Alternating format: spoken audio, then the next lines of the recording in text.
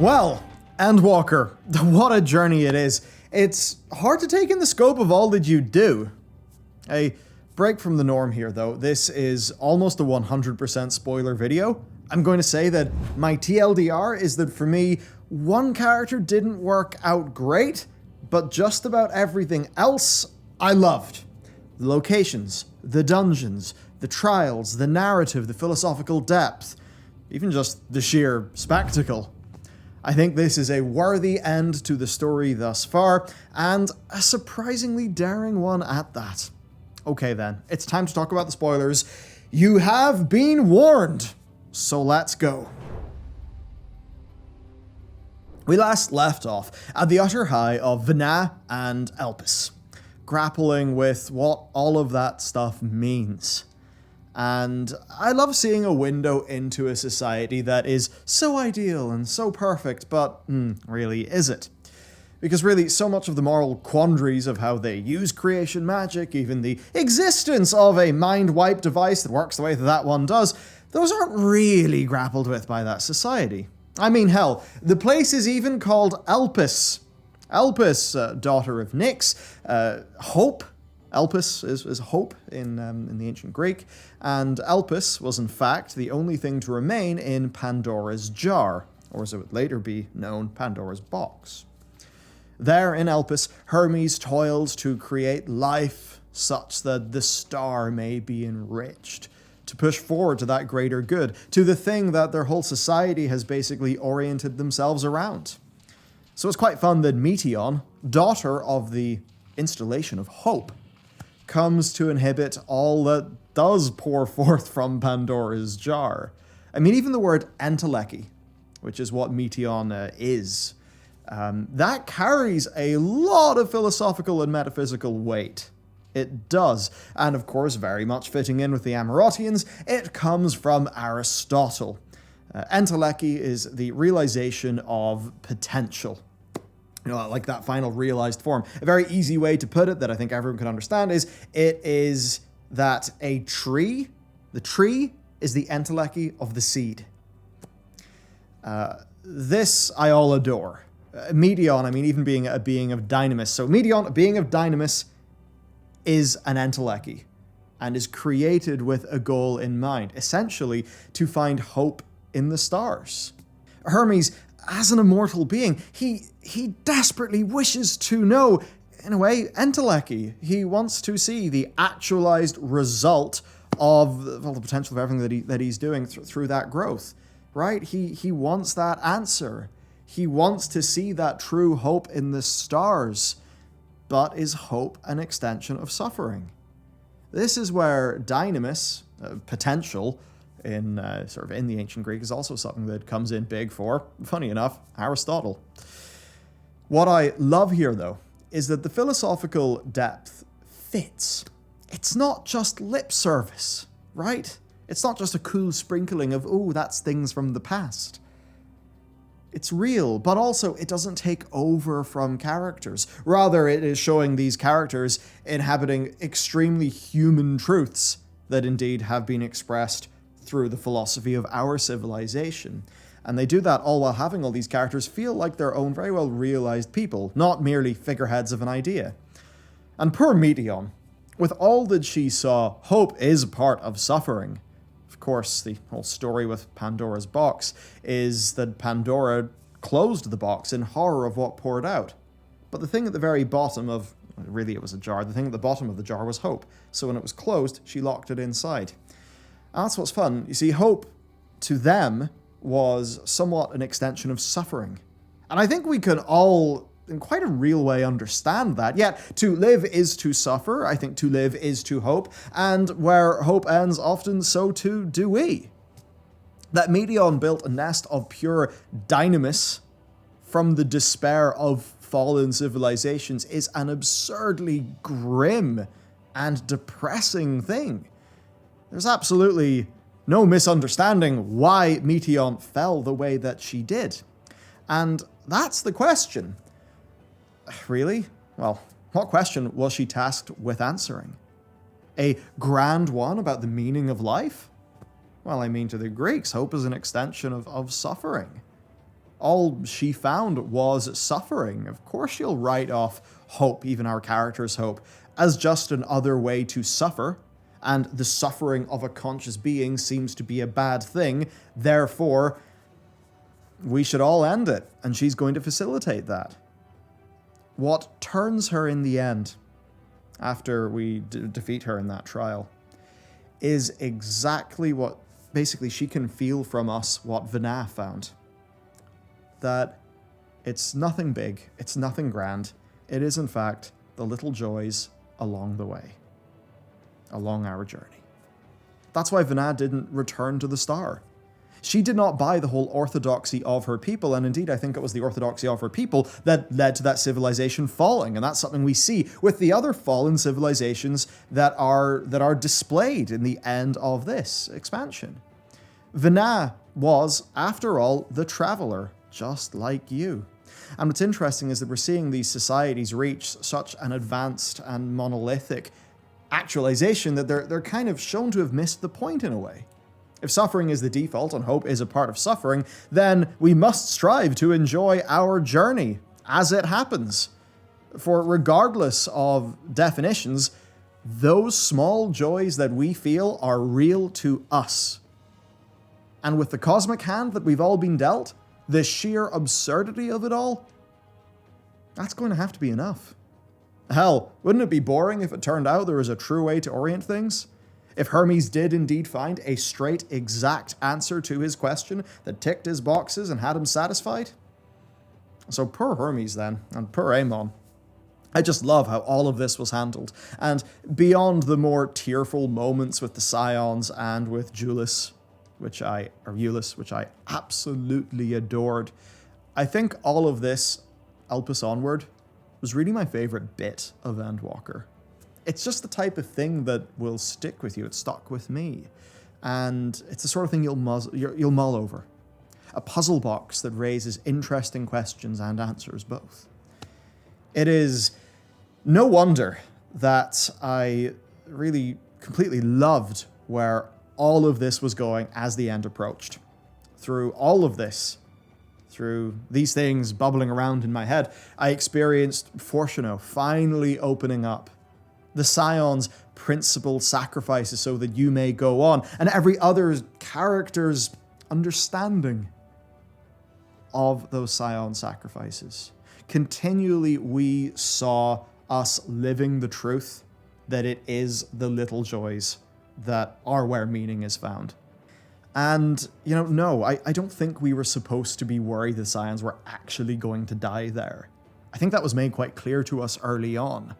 Rather, it's how they went and what that meant that really mattered. And how they, through the shared experience of all of us through all of these expansions, were able to answer the questions of these shades, of these fallen civilizations. Of course, along with how the burden ultimately fell to us, the Warrior of Light, with all that means. And that was the core of things. And I bloody well enjoyed it. Of course, along with loving the lore, loving the fallen civilizations, especially the moment after the second dungeon boss, where the bombs fell, I thought that was a very impactful moment. And quite a beautiful thing to be able to just portray during an MMO dungeon. And it's funny because it seems I've actually failed to mention enough of Vana and the Hydaelyn trial. All I can say is, suffice to say, I loved every second of that, and I think Vana just worked so well for me. And I believe with everything that I've said about my experience in Elpis and how that informed how I experienced the final parts of this story, it absolutely worked. So it is with a deep love of all of this that I now move on to the ending, which I did struggle with, I feel for vaguely interesting reasons, so let's talk. Zenos ye Galvus, later dubbed Viator, Latin for traveler. And this moniker of traveler is obviously important. Azim, the member, the seat of the convocation, is known as the Traveler. And, of course, the Warrior of Light is, if my count is correct, 9/14 of Azim's sundered soul.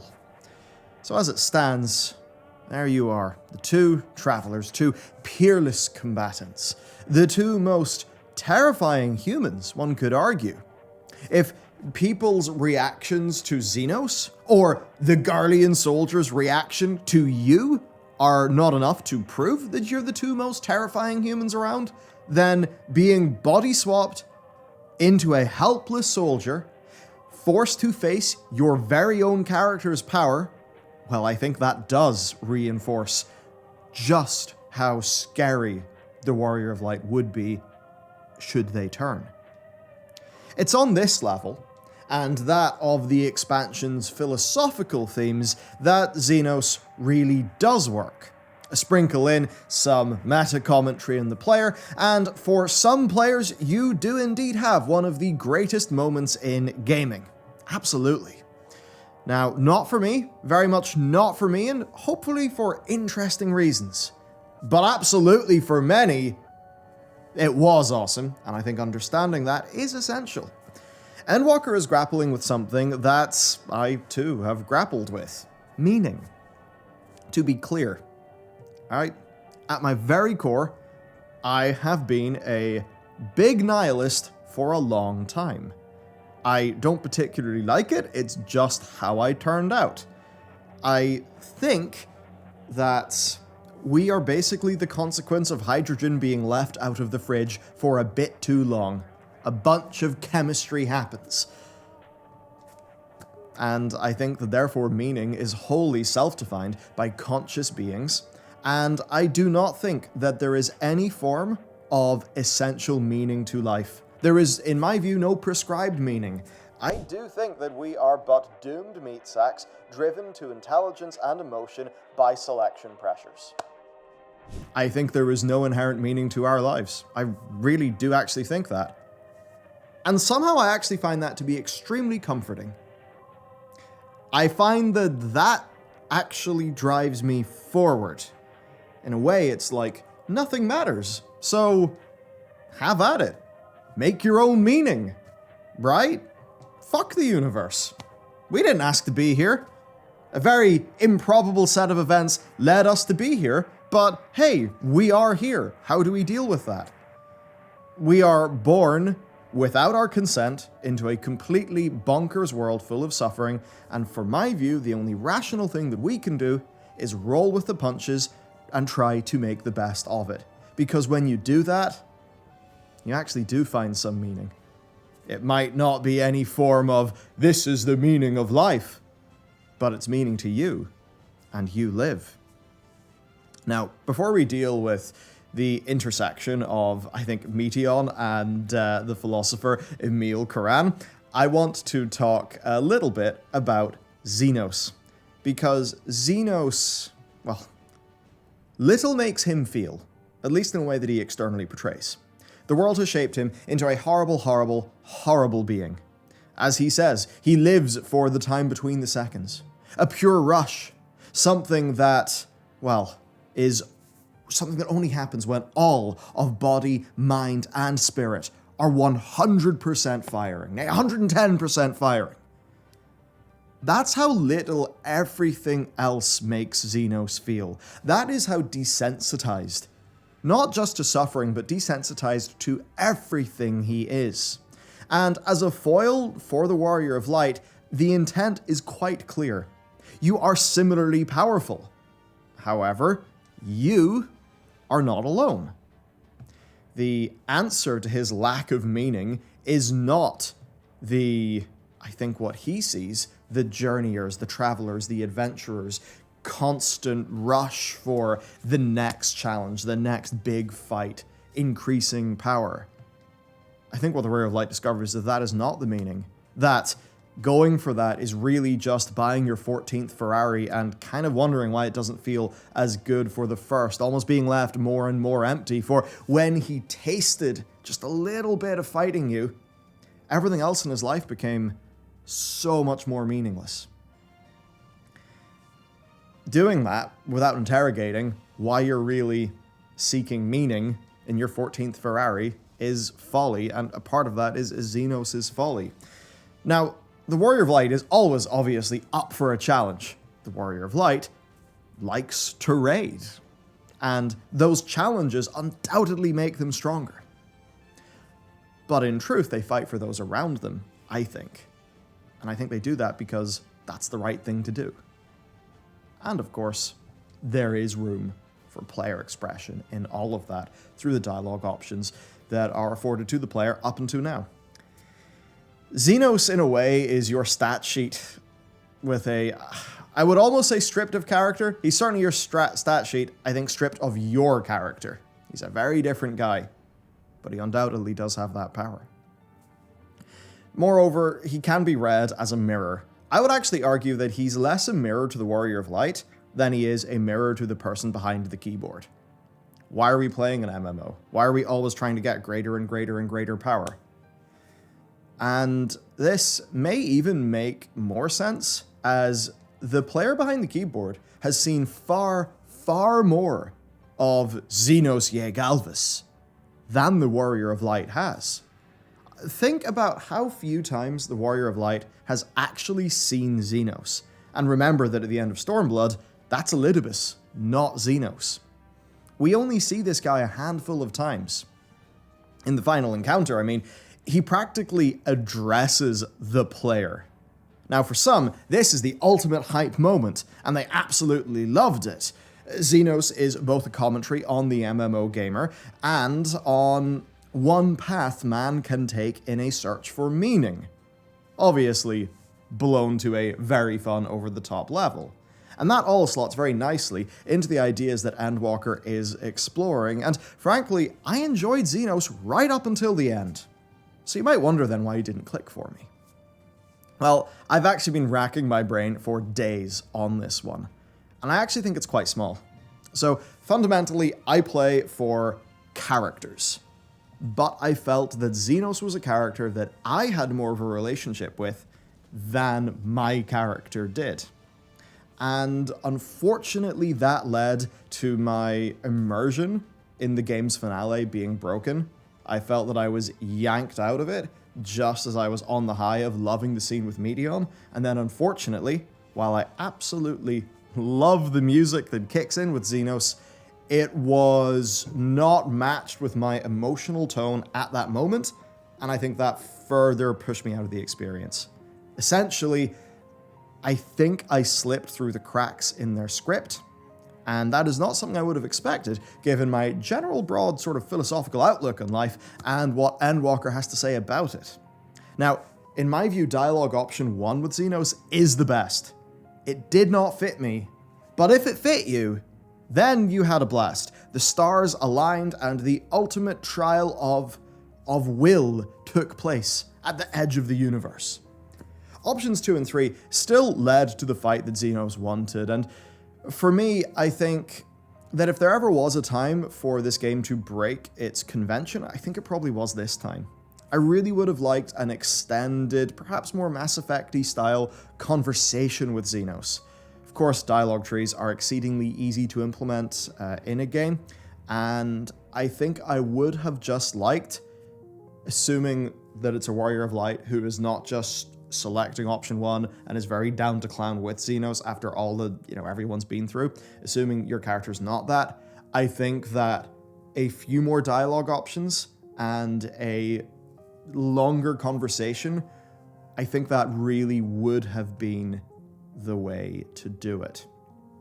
Perhaps let the character outright deny Zenos' wish for that fight at the outset.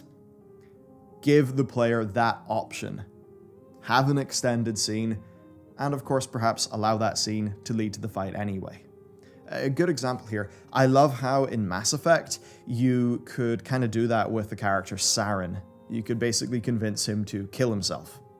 I thought that was a really nice bit of narrative design, and it wouldn't have mattered if the fight happened no matter what. I just think that option 1 fit like 60, 70, maybe more percentage of people, and I think it was clearly the writer's preference, especially with the meta commentary there, but I do think that a Saren-like solution would have fit my character better because, yes, she did start off with that lust for adventure, and a little bit of that was MMO style, overcoming challenges to gain more power, but my character has also spent a lot of time with the likes of Alizé and Alphino, and I think that she has learned a hell of a lot from those characters. And I think that because of what she's learned from those characters, a more in-depth conversation with Zenos would have fit her better. So as it stands, I kind of felt like I was dragged into a fight that Zenos wanted with little in the way of player expression. Now, obviously, Zenos cannot be allowed to live. I mean, this is a guy who hastened the final days by being part of a plot that involved turning his father into anima, and of course, powering the various different towers, well, not powering, but, imbuing them, whatever, with the limbs of his father who he murdered. And also, by the way, he's a cosmic dragon now. Zenos obviously had to go. I wish there was just more ways than one. For my character, the why of fighting has always outweighed the fun of fighting, because killing is inherently tragic, even if it is just. And while Zenos is a mirror, I think the Warrior of Light always fought to protect, to defend, and for what they love. And there can be no doubt that Garlemald, while, doing so in a misguided way, there can be no denying that it was a violent, expansionist, totalitarian dictatorship with a robust propaganda arm, and they were always shown to not be a gracious victor. They were always a conqueror who subjected the native people to every indignity that one could think of. So, while to the Garlean foot soldier, the Warrior of Light is a Zenos tier terror, I think that the second you zoom out, it does become a pretty damn different situation, insofar as these characters being mirrors of each other goes. I think for me, Zenos was the most enjoyable when Alizé was putting him down. And I mean, no wonder. Alizé is my favorite character in this game. I think she's also right, and I think that for all the Zenos rot, and for why he did it, I do think what she said basically is what he deserves. And maybe there's a bit of resentment in me that, in the end, he kind of got his wish. But of course, he is disappointed, and that I do like. Obviously, the 14th Ferrari's never going to feel as good as the first. Ultimately, he got a taste of bliss from that fight with me, and he's been chasing his manic pixie dream girl version of that. Right? He's been a big coomer over my character and what she means to him, and it's a completely one-sided relationship. I believe that my character is his mirror, but only in his own head, not hers. He was playing a silly game and he got a silly prize. He ostensibly dies unfulfilled, even lacking the strength to finish his last words. Now, you may wonder what his last words would be, and I actually think the key there is that maybe he didn't die so unfulfilled, and maybe that is the more powerful bit of his end. Of course, there is the strange appearance of the teleporter that takes you back to the Ragnarok. How did that appear? I mean, I think, given that you are in like the realm of pure dynamis pretty much, that was Zenos' final thing. And that maybe in defeating him and showing him that the thing that he was lusting after for so long, that it was not a satisfying thing, well, you proved that he was wrong and you were right. And perhaps giving you the way out there was the last thing he could do. And I think that is where it does work a little bit better. For me, though, I think I just didn't like coming to that conclusion so much in his terms. I think option 1 characters, for them, this all happens on their terms. For, like Zenos, they craved the bliss. But I didn't. I never have. That's never really what the game has been about for me as I've played through MSQ. It's always been about heart and characters. And to be honest with you, this is a situation where I like to think about jujitsu. It's all using the opponent's weight and movements against them. It's, it's where like a small move that uses the opponent's weight and all of that well can be extremely effective. So for me, I kind of got jujitsu'd at the end, but what that also means is that I think for this experience to have landed for me, it only would have taken a few more lines. But ultimately, it did break my immersion at the worst time with Zenos, and then unfortunately, whenever they chose to bring in the music, that music was really just not in line with my character in terms of emotional tone, and basically from then on, it just felt a bit off to me, and by the time the story was wrapping up, I felt I was somewhat ripped out of my immersion.